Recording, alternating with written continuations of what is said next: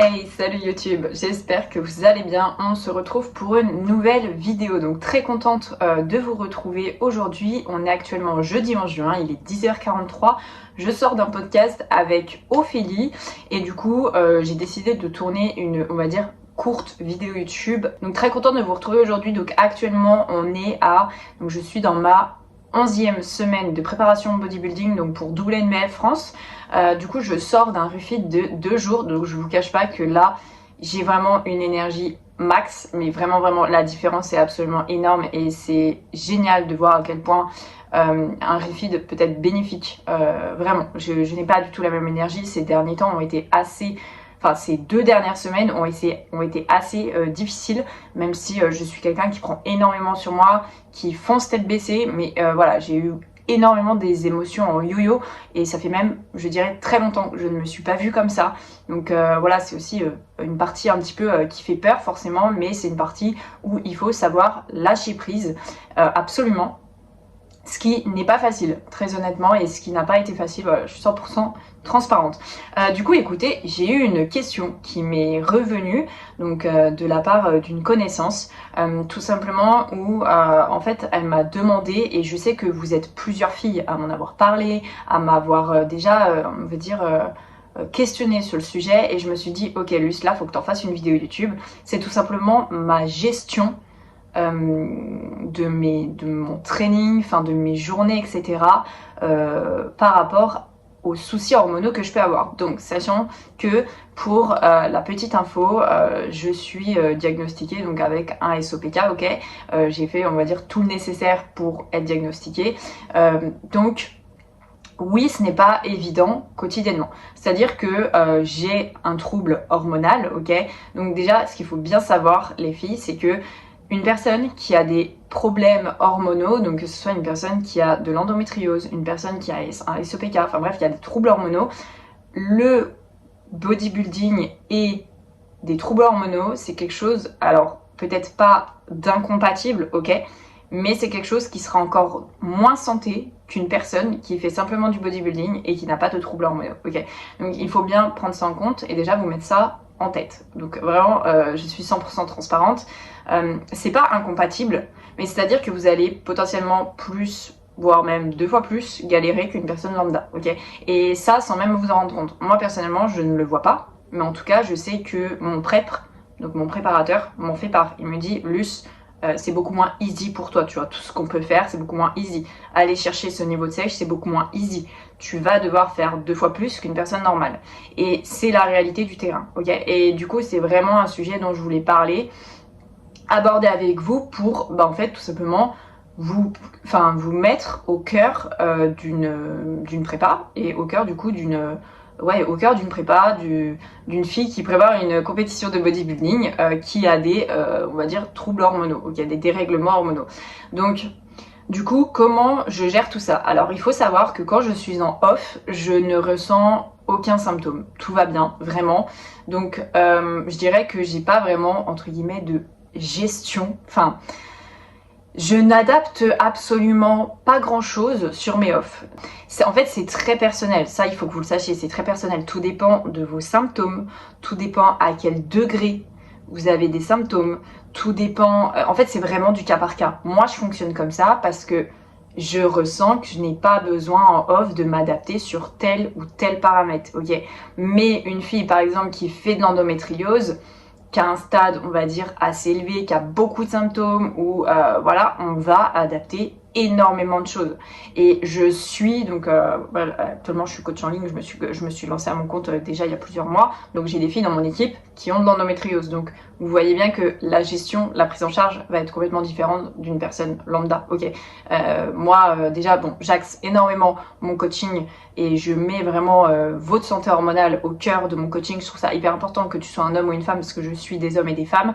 La santé hormonale d'un homme et la santé hormonale d'une femme doit être passée en priorité dans le coaching. Si hormonalement tu ne vas pas bien, s'il y a des choses qui ne vont pas, il y a des choses qui m'alertent, c'est qu'il y a quelque chose qui va pas. C'est que forcément il y a un point qui ne va pas. Et forcément le fait de cadrer les choses, de mettre, on va dire, en forme des choses, Donc des paramètres, que ce soit ta répartition des macronutriments, tes calories, l'entraînement, le fait d'adapter tout ça, forcément, ça va t'amener du plus. Et forcément, ça va t'amener un confort là-dedans. Et je pense que moi, c'est ce qui m'est arrivé. Le fait de cadrer tout ça, donc avec Steph, qui est mon préparateur depuis plus de 2 ans, je crois 2 ans et demi, ça m'a apporté un certain confort, ok.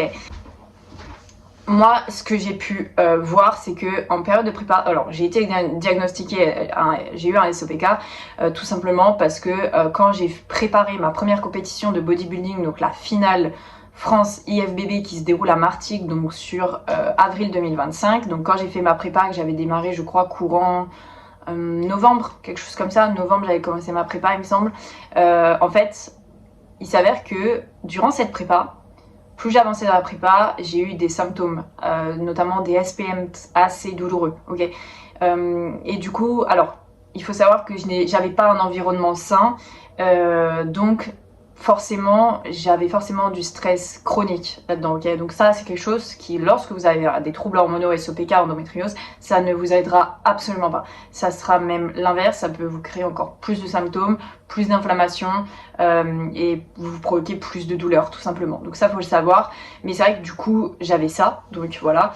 Et en fait, j'ai eu à plusieurs reprises, je dirais 2-3 fois, des douleurs au point où j'étais dans mon lit en train de pleurer. Et pourtant, je suis pas quelqu'un qui, voilà, qui est, on va dire, qui prête attention à tout. Enfin, surtout à l'époque, beaucoup plus maintenant. C'est vrai que je suis beaucoup plus vigilante parce que je sais les choses, je sais le contexte, etc. Mais c'est vrai qu'à l'époque, je n'avais pas cette appréhension, vous voyez. Parce qu'en fait, je n'avais pas connaissance de ce SOPK. Vous voyez ce que je veux dire? Donc, à 2-3 reprises que ouais, en fait j'avais des énormes douleurs, donc vraiment en bas du ventre, voilà, des boules de pétanque, mon gars, comme voilà, tu ne sais pas toi la lourdeur que c'est en bas du ventre, et vraiment des douleurs au point où j'étais dans mon lit, j'étais couchée, j'avais trop mal, au point où je ne pouvais pas forcément m'entraîner, où je devais décaler, et ça ne m'est absolument jamais arrivé de ma vie. Et ça, c'était en prépa, peut-être milieu de prépa, fin de prépa, enfin je sais plus exactement, mais ce n'est pas normal. Si vous avez ça, ce n'est absolument pas normal. Il faut bien vous dire que des règles douloureuses, on nous a toujours appris que c'était normal, que voilà, ouais, les règles c'est douloureux, c'est normal. Non, ce n'est pas normal. Moi, la première chose que je fais avec mes clientes dans mes coachings, t'as ton questionnaire et j'en parle toujours en call, c'est est-ce que tu as un SOPK? Est-ce que tu as une endométriose? Est-ce qu'on t'a diagnostiqué quelque chose? Ok, tu as des douleurs. Est-ce que tu as un moyen de contraception? Est-ce qu'il est réellement adapté? En fait, je pose énormément de questions. Et je pose des questions où je vais vraiment pousser la chose, tu vois. Vraiment, je pousse la chose. Parce que voilà, je trouve ça important. Et j'ai même une partie dans bilan, ok, pour les filles, vraiment une partie bilan où j'ai une prise en charge, donc qui est un tracking quotidien dans les bilans de chacune. Parce que t'as un petit tracking quotidien si tu es avec moi, où tout simplement il y a vraiment une partie sur l'aspect SPM, règles, douleurs, symptômes, abondance, parce que tout ça, ça va avoir du sens, tu vois.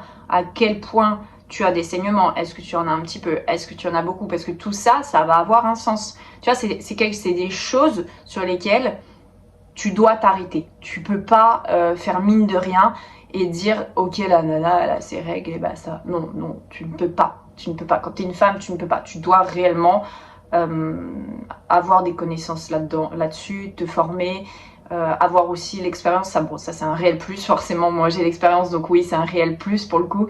Et tout simplement pouvoir, on va dire, adapter les choses derrière et aussi orienter tes clientes. Moi, franchement, ça a été, je pense, un de mes plus gros piliers, et ça l'est à l'heure d'aujourd'hui, c'est que j'arrive énormément à, on va dire, orienter des filles qui viennent me questionner là-dessus, sur ce sujet. Parce qu'en fait, je crois que j'ai tellement l'expérience d'eux, et c'est vrai que le SOPK, l'endométriose, c'est quelque chose de tellement connu maintenant à l'heure actuelle. Et j'ai tellement de filles qui viennent me poser des questions en MP oui, bah moi j'ai ça, nani nana, et puis bah t'as de l'acné, t'as de la pilosité, nani nana, t'as plein de choses.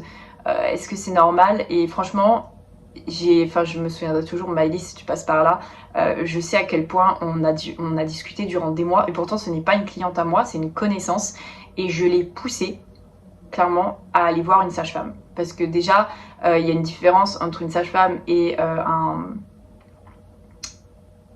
j'ai perdu mon mot, gynécologue ou une gynécologue, il y a une différence. Et moi, je trouve que la prise en charge chez une sage-femme est mieux. Après, c'est mon expérience personnelle. Ça veut pas dire que les gynécologues ne sont pas bons dans ce qu'ils font, mais c'est tout simplement que je trouve que l'expérience est mieux, la prise en charge est différente. Donc, je l'ai vraiment poussé parce que à partir du moment où tu as des symptômes qui ne sont pas normaux, qui durent des mois, même des années, où tu as des humeurs changeantes, où tu as des émotions Bagdad, où tu as l'impression que tu es tout le temps ballonné, flotteux, où tu as très souvent mal au ventre, enfin bref, tu as tout le temps en fait des choses où tu as l'impression que tu n'es pas en forme. Je sais plus exactement les symptômes que Maëlys m'avait parlé, mais je ne lui avais dit, quand elle m'en a parlé, ça m'a tilté tout de suite, ça m'a sauté aux yeux, et je lui ai dit, ce n'est pas normal, donc il faut que tu ailles voir un spécialiste et que tu puisses potentiellement te faire diagnostiquer. Ou alors c'est tout simplement que la contraception que tu as ne te convient pas non plus, tout simplement. C'est forcément, il y a quelque chose de pas normal. Souvent on banalise ça et on se dit, mais en fait la femme, oui, elle a des hormones, donc bah, c'est normal, et puis bah vous êtes des femmes. Non en fait, enfin moi ça me m'horripile d'entendre ça en fait. Non, c'est qu'à un moment donné, oui d'accord on a des hormones, mais c'est pas, il faut arrêter de tout mettre sur les hormones à un moment donné. Si tu sens que dans ton corps des choses se passent, ne te conviennent pas ou même mentalement ça ne va pas, alors que tu as tout pour être bien, c'est que concrètement ça peut venir de ton moyen de contraception, de la pilule que tu as, ça peut venir de potentiellement voilà quelque chose, des troubles hormonaux. C'est qu'il y a réellement quelque chose derrière. Et ça, je vous invite les filles à réellement vous poser les bonnes questions et arrêter de douter de vous. Parce que combien de femmes perdent confiance en elles, confiance en ce qu'elles font, en ce qu'elles font, en ce qu'elles créent, etc. Donc je vous invite les filles, déjà si vous avez des questions, j'ai envie de vous dire, n'hésitez pas à me poser des questions parce que je serai entre guillemets faire le maximum pour vous répondre. Et n'hésitez pas surtout à aller consulter, à aller voir un spécialiste, quitte à vous faire une prise de sang hormonale, une prise de sang classique pour voir si déjà il y a quelque chose ou si tout est good. Ok, il faut valider ça, c'est la première chose à faire.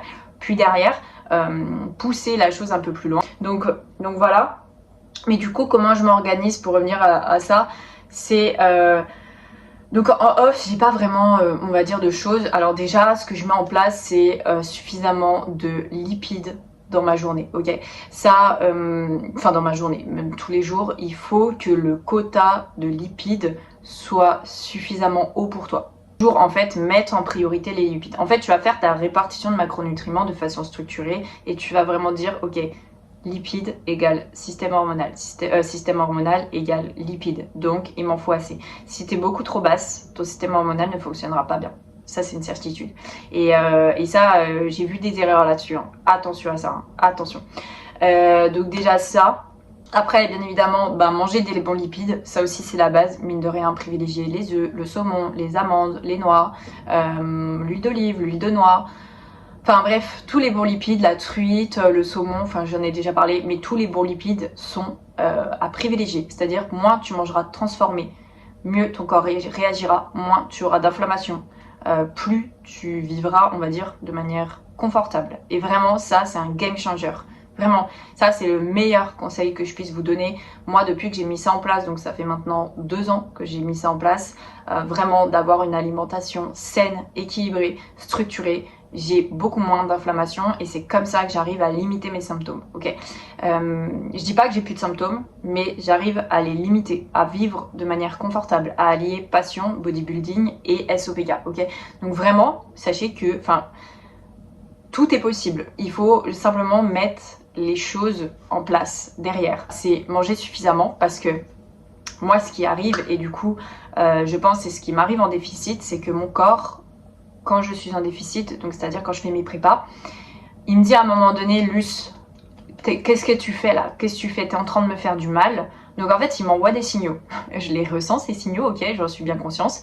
Et je pense que ce qui s'est passé l'an dernier, les entre guillemets crises que j'ai pu faire où j'ai eu très mal au ventre, je pense que c'est tout simplement mon corps qui était en mode survie, en mode alerte et qui me disait tout simplement d'aller me... Voilà, vous avez compris. Et je pense que ça...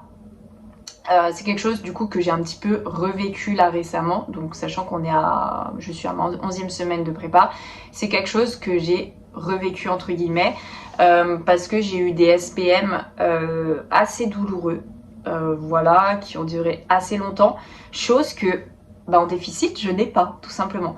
Donc la baisse des calories, aller faire une prépa, tirer sur le corps n'est pas forcément bon quand tu as des troubles hormonaux. Ça peut accentuer ces troubles, ça peut accentuer tes symptômes, ça peut, voilà, ton corps peut vraiment te dire oh, qu'est-ce que tu me fais là? Et tu vois, ça c'est pareil, il faut en avoir conscience. Comment je fais du coup en pleine prépa pour gérer ça au mieux? Déjà on fait extrêmement attention forcément à ce rapport on va dire glucides, lipides, protéines, ok, on met suffisamment de lipides, même si à un moment donné en prépa tes lipides en fait ils vont forcément baisser quoi, parce que sur une fin de prep tu vas mettre en priorité tes glucides, tes protéines, donc oui tes lipides vont diminuer, mais du coup ce qu'on essaie de faire sur un profil comme le mien, c'est de mettre quand même au maximum la priorité sur des lipides, sur assez de lipides, ok, pour me préserver. Un bon sommeil, bon déjà ça c'est la base, un bon sommeil forcément parce que on va dire que ça va limiter l'inflammation. Des compléments alimentaires, donc ça c'est je dirais en prépa inévitable,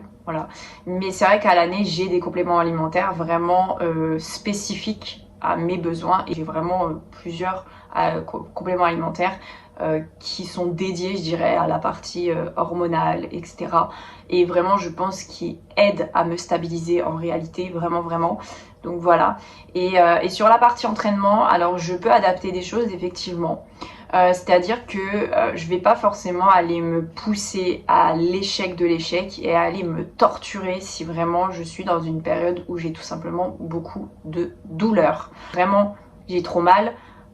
Déjà bon, peut-être que je revois un petit peu l'entraînement ou le jour de l'entraînement si vraiment je suis trop en PLS, ce qui m'est pas encore arrivé. Mais par contre si vraiment ouais je sens que j'ai des boules de pétanque et j'ai une séance legs à faire, je vais pas vous cacher que je fais attention à mon intensité, je mets un RIR 2 voire même 3 s'il faut, parce que forcément moi aussi ça me limite mentalement. Enfin mine de rien, j'ai beau être forte, j'ai beau voilà envoyer comme jamais, mine de rien en vrai quand t'es au courant, quand t'as le contexte ou ça, tu sais, tu ressens tes boules de pétanque, t'es là, tu pousses à la presse. Enfin, moi, j'ai peur, je sais pas pourquoi j'ai peur, j'ai l'impression que ça va exploser, quoi. Donc voilà, je fais attention à ça, quitte à me mettre en dévolume aussi, pourquoi pas. Donc, il y a vraiment des adaptations à faire autour de ça. Donc, je dirais que c'est les principales adaptations que je fais.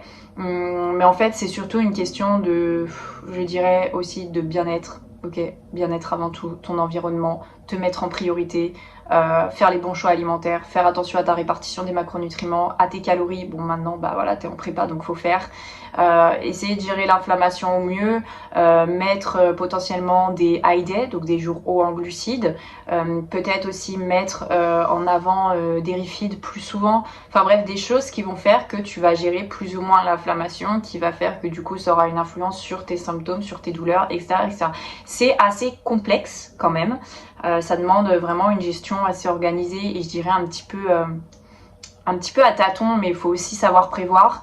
Mais du coup, c'est hyper intéressant. Donc voilà un petit peu les conseils que je peux donner. Je pense que ne pas en avoir oublié, et si j'en ai oublié, peut-être que j'y reviendrai dans une autre vidéo. Peut-être que j'aurai l'occasion d'en reparler, mais en tout cas voilà, pour cette vidéo YouTube, c'était une courte vidéo, mais c'était tout simplement pour vous répondre à cette question qui me paraissait hyper pertinente et je trouvais ça hyper intéressant. Donc merci Marion pour ta question. Je sais que voilà, vous êtes nombreuses à m'avoir questionné et je pense que c'était nécessaire en tout cas d'en parler. C'est un très très bon sujet, vraiment cette gestion de l'entraînement, gestion de prépa, allier on va dire le sport et le bodybuilding, enfin le sport et tout simplement les troubles hormonaux. Voilà, sachez qu'en tout cas tout à fait tout est possible. J'ai vraiment des clientes qui sont venues vers moi et qui m'ont dit écoute, j'ai de l'endométriose, j'ai un SOPK, c'est très compliqué pour moi, j'arrive pas à lier les deux. En gros, est-ce que tu peux m'aider? Mais carrément, carrément. On va tout reprendre de A à Z, on va tout décortiquer, on va mettre en place les choses une à une, on va faire les choses dans l'ordre et tu verras qu'on va pouvoir allier les choses.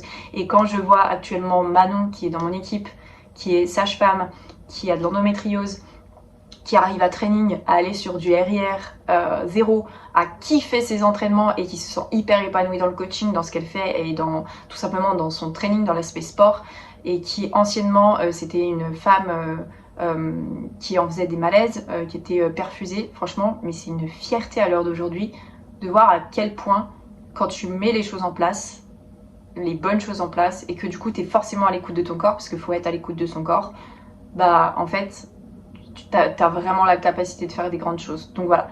Donc sur ce, prochaine vidéo YouTube, je ne sais pas trop quand, on verra, surprise. En tout cas, on vous réserve de belles choses, vous verrez. Pour me suivre du coup sur Instagram, FitByLuce avec 2 E à la fin. Et puis sinon, bah, n'hésitez pas à liker, commenter cette vidéo. Et puis me faire des petits retours, même me proposer d'autres sujets. Si vous voulez que j'aborde d'autres sujets, ça peut être hyper intéressant. En tout cas, je vous souhaite une bonne journée, à bientôt.